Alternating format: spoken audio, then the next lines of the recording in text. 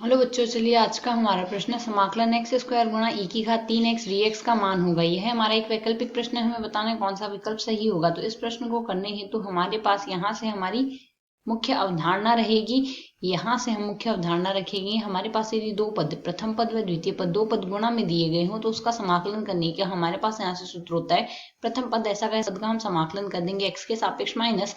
अब हम जो प्रथम पद आया है उसका हम यहाँ से अवकलन कर देंगे एक्स के सापेक्ष, गुणा में द्वितीय पद का समाकलन कर देंगे एक्स के सापेक्ष, और इस पूरे पद का हम समाकलन कर देंगे एक्स के सापेक्ष। और यहाँ से प्रथम व द्वितीय पद मानने की प्रक्रिया आइलेट के सूत्रानुसार काम में लेंगे। आइलेट के सूत्रानुसार आई का अर्थ प्रतिलोम फलन, एल का अर्थ लॉग में होता है फलन, ए का अर्थ एल्जेब्रिक फलन अर्थात एक्स की घात एन में कोई फलन दिया, और टी का अर्थ है त्रिकोणमितीय फलन, और ई का अर्थ है ई की घात एक्स में फलन। तो यहाँ से एक्स की घात एन पहले आ रहा है अर्थात इसे पहला पद मानेंगे। तो जैसा कि हमें पद दिया गया है एक्स स्क्वायर गुणा ई की घात 3x dx, तो यहाँ से प्रथम पद तो इसमें रहेगा हमारे पास एक्स स्क्वायर और द्वितीय पद रहेगा हमारे पास ई की घात 3x। तो प्रथम पद हम ऐसा वैसा ही रखेंगे अर्थात इसके लिए हम एक्स स्क्वायर ऐसा वैसा रखेंगे, ई की घात 3x का समाकलन कर देंगे एक्स के सापेक्ष माइनस। अब एक्स स्क्वायर का हम यहाँ से अवकलन करेंगे एक्स के सापेक्ष, गुणा में ई की घात 3x का हम समाकलन कर देंगे एक्स के सापेक्ष, और इस पूरे पद का हम समाकलन कर देंगे यहाँ से एक्स के सापेक्ष। तो जब हम इसे यहाँ से सरल करते हैं, ई की घात 3x का समाकलन आएगा ई की घात 3x बट्टे में आएगा हमारे पास 3 माइनस एक्स स्क्वायर का अवकलन आएगा 2x, और ई की घात 3x का समाकलन ई की घात 3x बट्टे में 3 आएगा। इस पूरे पद का हमने समाकलन करना है एक्स के सापेक्ष।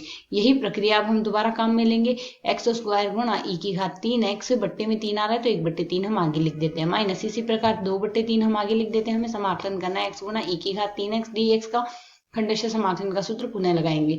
जब हम सूत्र पुनः लगाएंगे, प्रथम पद यहाँ से x बन जाएगा और ई की घात 3x द्वितीय पद बन जाएगा। तो यहाँ से यदि हम सरल करते हैं तो 1/3 हम सबसे पहले लिख देंगे एक्स स्क्वायर गुणा ई की घात 3x, तो हमने ऐसा वैसा लिख दिया, माइनस का 2/3। अब यहाँ से x को ऐसा वैसा लिख देंगे, ई की घात 3x का हम समाकलन कर देंगे x के सापेक्ष सूत्रानुसार माइनस। अब x का हम अवकलन कर देंगे x के सापेक्ष, गुणा में हम समाकलन कर देंगे ई की घात 3x का x के सापेक्ष, और इस पूरे पद का हम यहाँ से समाकलन करेंगे x के सापेक्ष। तो यदि अब हम यहाँ से इसे आगे सरल करें तो हमारे पास यहाँ से मान क्या आएगा इसका 1/3। तो हम सबसे पहले लिख देंगे एक्स स्क्वायर गुणा ई की घात 3x हमारे पास आएगा, माइनस का 2/3 गुणा x आ जाएगा, ई की घात 3x का समाकलन आएगा ई की घात 3x बट्टे में 3 आएगा, माइनस माइनस हो जाएगा हमारे पास यहाँ से प्लस, x का अवकलन x के सापेक्ष आएगा 1, और ई की घात 3x का समाकलन आएगा ई की घात 3x बट्टे में आएगा 3।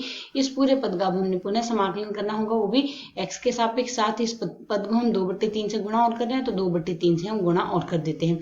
तो यदि अब हम इसे आगे सरल करें तो मान आएगा 1/3 एक्स स्क्वायर गुणा ई की घात 3x, माइनस में आएगा हमारे पास मान 2/9 गुणा x गुणा ई की घात 3x आ गया, और यहाँ से मान आ जाएगा हमारे पास 2/9 तो है ही है, 2/9 लिख दिया, और ई की घात 3x का समाकलन आएगा ई की घात 3x बट्टे में 3 प्लस समाकलन स्थिरांक c लगा देंगे।